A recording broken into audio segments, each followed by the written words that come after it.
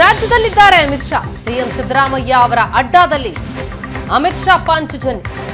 ಅಮಿತ್ ಶಾ ರಾಜ್ಯ ಭೇಟಿಯ ಬೆನ್ನಲ್ಲೇ ಬಿಜೆಪಿಯಲ್ಲಿ ಸಂಚಲನ ಮೂಡಿದೆ. ಲೋಕಸಭೆ ಮಹಾಸಮರಕ್ಕೂ ಅಮಿತ್ ಶಾ ಈ ಮೂಲಕ ರಣಕಹಳಿಯನ್ನು ಮೊಳಗಿಸ್ತಾ ಇದ್ದು ಮೈಸೂರಿನಲ್ಲಿ Amit Shah high voltage meeting ನಡೆಸಲಿದ್ದಾರೆ. ಬಿಜೆಪಿಯ ಪ್ರಮುಖ ನಾಯಕರ ಜೊತೆ ಕೋರ್ ಕಮಿಟಿ ಸಭೆ ಇದೆ. ಆ ಸಭೆಯಲ್ಲಿ ಚುನಾವಣಾ ತಯಾರಿ, ಅಭ್ಯರ್ಥಿಗಳ ಆಯ್ಕೆ, ಮೈತ್ರಿ ವಿಚಾರದ ಕುರಿತು ಚರ್ಚೆಯಾಗಲಿದೆ.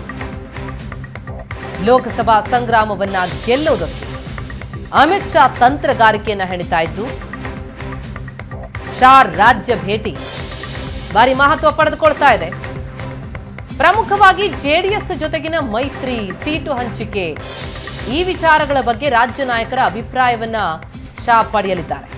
ಕೋರ್ ಕಮಿಟಿ ಸಭೆ ಬಳಿಕ ಕ್ಲಸ್ಟರ್ ಪ್ರಮುಖರ ಜೊತೆ ಸಭೆ ಇದೆ. ಮೈಸೂರು, ಮಂಡ್ಯ, ಚಾಮರಾಜನಗರ, ಕೊಡಗು, ಹಾಸನ ಈ 5 ಜಿಲ್ಲೆಗಳ ಕ್ಲಸ್ಟರ್ ಮಟ್ಟದ ನಾಯಕರ ಜೊತೆಗೆ ಮೀಟಿಂಗ್ ನಡೆಸಿ ಮೈತ್ರಿ ಪರಿಣಾಮದ ಕುರಿತು ಸಮಾಲೋಚಿಸುತ್ತಾರೆ.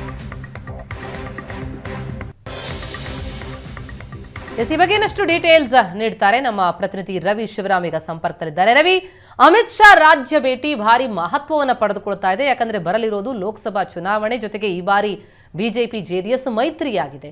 ಈ ಹಿನ್ನೆಲೆಯಲ್ಲಿ ಈ ಭೇಟಿಯ ವೇಳೆ ಏನೆಲ್ಲ ಚರ್ಚೆಗಳಾಗುತ್ತೆ, ಒಂದಿಷ್ಟು ನಿರ್ಧಾರಗಳಾಗುತ್ತಾ, ಮೈತ್ರಿ ಟಿಕೆಟ್ ಹಂಚಿಕೆ ವಿಚಾರ ಇರ್ಬೋದು, ಇವೆಲ್ಲವೂ ಕೂಡ ಫೈನಲ್ ಆಗುವಂತಹ ಚಾನ್ಸಸ್ ಇದೆಯಾ? ಏನೇನು ಬೆಳವಣಿಗೆಗಳು ಕಂಡು ಬರ್ತಾ ಇದೆ?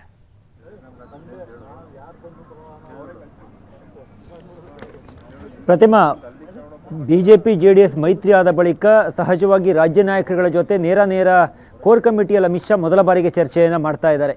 ಜೆಡಿಎಸ್ ನಾಯಕರುಗಳು ದೆಹಲಿಗೆ ಹೋಗಿ ಕೇಂದ್ರ ನಾಯಕರ ಜೊತೆ ಸಮಾಲೋಚನೆಯನ್ನು ಮಾಡಿ ಮೈತ್ರಿ ಆಗೋದರ ಬಗ್ಗೆ ಒಂದು ನಿರ್ಧಾರವನ್ನು ಮಾಡಿದರು. ಆದರೆ ಅಲ್ಲಿಂದ ಇಲ್ಲಿಯ ತನಕ ರಾಜ್ಯ ನಾಯಕರುಗಳ ಜೊತೆ ಇನ್ನೂ ಚರ್ಚೆ ಆಗಿಲ್ಲ ಎನ್ನುವಂಥ ಒಂದಿಷ್ಟು ಸಣ್ಣ ಅಸಮಾಧಾನದ ಮಾತುಗಳು ರಾಜ್ಯ ನಾಯಕರುಗಳು ಆಡ್ತಾ ಇದ್ರು. ಈಗ ಇವತ್ತು ಕೋರ್ ಕಮಿಟಿ ಇದೆ. ಈ ಕೋರ್ ಕಮಿಟಿಯಲ್ಲಿ ಬಿಜೆಪಿ ಜೆಡಿಎಸ್ ಮೈತ್ರಿಯ ವಿಚಾರಕ್ಕೆ ಸಂಬಂಧಪಟ್ಟಂತೆ, ಸೀಟು ಹಂಚಿಕೆ ಸಂಬಂಧಪಟ್ಟಂತೆ ಒಂದು ಅಭಿಪ್ರಾಯವನ್ನು ಅಮಿತ್ ಶಾ ನಿಶ್ಚಿತವಾಗಿ ಪಡ್ಕೊಳ್ತಾರೆ. ಏನೇನು ರಿಪೋರ್ಟ್ಗಳಿದ್ದಾವೆ, ಗ್ರೌಂಡ್ ರಿಪೋರ್ಟ್ ಏನಿದೆ ಹೇಳುವಂಥದ್ದು, ಈಗಾಗಲೇ ಸರ್ವೆ ಕಾರ್ಯ ಕೂಡ ನಡೀತಾ ಇದೆ. ಇದನ್ನು ಆಧರಿಸಿ ಟಿಕೆಟನ್ನು ಫೈನಲ್ ಮಾಡ್ತಾರೆ. ಆದರೆ ಒಂದು ಜೆಡಿಎಸ್ ಬಿಜೆಪಿ ಮೈತ್ರಿಯಾದ ಬಳಿಕ ಹಳೆ ಮೈಸೂರು ಭಾಗದಲ್ಲಿ ಬಿಜೆಪಿಗೆ ಅದರಿಂದ ಭವಿಷ್ಯದಲ್ಲಿ ಎಷ್ಟು ಪ್ಲಸ್ ಆಗಬಹುದು ಮತ್ತು NDA ಅಭ್ಯರ್ಥಿಯನ್ನು ಗೆಲ್ಲಿಸೋದಕ್ಕೆ ಬೇಕಾದ ಕಾರ್ಯತಂತ್ರಗಳೇನು, ಇದೆಲ್ಲ ಕುರಿತಾಗಿ ಅಮಿತ್ ಶಾ ಹಲವು ಸಲಹೆ ಸೂಚನೆಗಳನ್ನಂತೂ ನಿಶ್ಚಿತವಾಗಿಯೂ ಕೊಡ್ತಾರೆ. ಯಾಕೆಂದರೆ ಹಳೆ ಮೈಸೂರು ಭಾಗದಲ್ಲಿ ಬಿಜೆಪಿ ಈ ವರ್ಷದ ವಿಧಾನಸಭಾ ಚುನಾವಣೆಯ ಸಂದರ್ಭದಲ್ಲಿ ಒಂದಿಷ್ಟು ತನ್ನ ವೋಟ್ ಬ್ಯಾಂಕನ್ನು ಜಾಸ್ತಿ ಮಾಡಿಕೊಂಡಿತ್ತು. ಅನೇಕ ಮಂಡ್ಯ ಕ್ಷೇತ್ರ ಸೇರಿದಂತೆ ಹಳೆ ಮೈಸೂರು ಜಿಲ್ಲೆಗಳಲ್ಲಿ ತನ್ನ ವೋಟ್ಗಳನ್ನು ಕೂಡ ಹೆಚ್ಚಳವನ್ನು ಮಾಡಿಕೊಂಡಿದೆ. ನೇರವಾಗಿ ಜೆಡಿಎಸ್ನ ಸೋಲಿಗೆ ಕಾರಣವಾಗಿದ್ದಂಥ ಬಿಜೆಪಿ ಈಗ ಲೋಕಸಭಾ ಚುನಾವಣೆಗೆ ಬಿಜೆಪಿ ಮತ್ತು ಜೆಡಿಎಸ್ ಮೈತ್ರಿ ಆಗುವುದರ ಜೊತೆಗೆ ಲೋಕಸಭಾ ಚುನಾವಣೆಯನ್ನು ಒಟ್ಟೊಟ್ಟಿಗೆ ಎದುರಿಸ್ತಾ ಇದ್ದಾವೆ. ಹೀಗಾಗಿ ಕಾರ್ಯಕರ್ತರು ವಿಧಾನಸಭಾ ಚುನಾವಣೆಯ ಸಂದರ್ಭದಲ್ಲಿ ಬಹಳ ವಿರುದ್ಧ ದಿಕ್ಕಿನಲ್ಲಿ ಕೆಲಸ ಮಾಡಿರ್ತಾರೆ. ಆದರೆ ಲೋಕಸಭಾ ಚುನಾವಣೆಗೆ ಬಂದಾಗ ಸಹಜವಾಗಿ ಈಗ ಒಟ್ಟಿಗೆ ಕೆಲಸವನ್ನು ಮಾಡಬೇಕಾದಂಥ ಒಂದು ಅನಿವಾರ್ಯತೆ ಕೂಡ ಕಾರ್ಯಕರ್ತರಲ್ಲಿದೆ.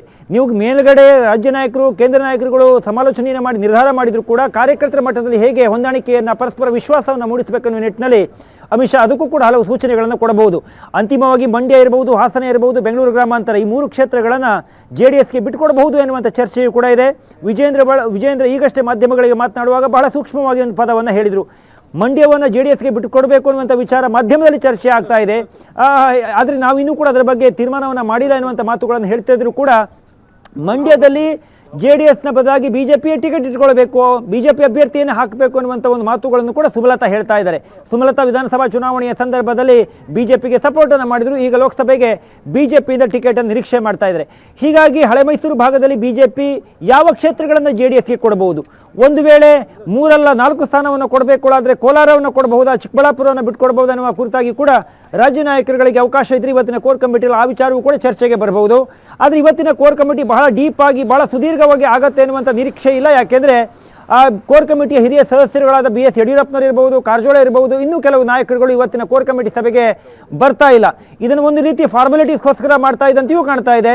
ಜೊತೆಗೆ ಅಮಿತ್ ಶಾ ಅವರು ರಾಜ್ಯಕ್ಕೆ ಬಂದಂಥ ಪ್ರತಿ ಹಂತದಲ್ಲಿಯೂ ಕೂಡ ವಿಧಾನಸಭಾ ಚುನಾವಣೆಯಿಂದ ಲೋಕಸಭಾ ಚುನಾವಣೆ ತನಕ ಕೂಡ ಅವರು ಬಂದಾಗಲೂ ಕೂಡ ಒಂದು ಕೋರ್ ಕಮಿಟಿ ಸಭೆಯನ್ನು ಮಾಡೋದು, ರಾಜ್ಯ ನಾಯಕರುಗಳ ಜೊತೆ ಸಮಾಲೋಚನೆ ಮಾಡೋದು ಅವರ ಒಂದು ರೀತಿ ರಿವಾಜಿನೊಳಗಿದೆ.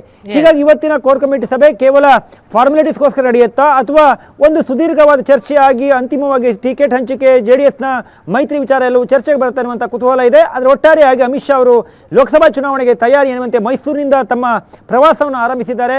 ಸಹಜವಾಗಿ ಮುಖ್ಯಮಂತ್ರಿಗಳ ಕ್ಷೇತ್ರ, ಇಲ್ಲಿಂದನೇ ಒಂದು ಭೂಮಪ್ಪನ ಅಥವಾ ಒಂದು ಜನರಿಗೆ ಲೋಕಸಭಾ ಚುನಾವಣೆಗೆ ಬಿಜೆಪಿ ಹೇಗೆ ತಯಾರಾಗಿದೆ ಅನ್ನುವಂಥ ಸಂದೇಶವನ್ನು ಕೊಡುವಂಥ ಪ್ರಯತ್ನವೂ ಕೂಡ ಅಮಿತ್ ಶಾ ಮಾಡ್ತಾ ಇದ್ದಾರೆ ಅಂತ ಅನಿಸುತ್ತೆ ರಾಜಕೀಯವಾಗಿ. Thank you so much Ravi ತಮ್ಮೆಲ್ಲ ಮಾಹಿತಿಗೆ.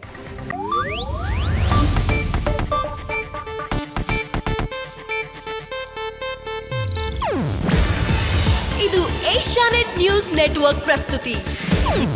ನೀವು ನೋಡ್ತಿದ್ದೀರಾ ಏಷ್ಯಾನೆಟ್ ಸುವರ್ಣ ನ್ಯೂಸ್.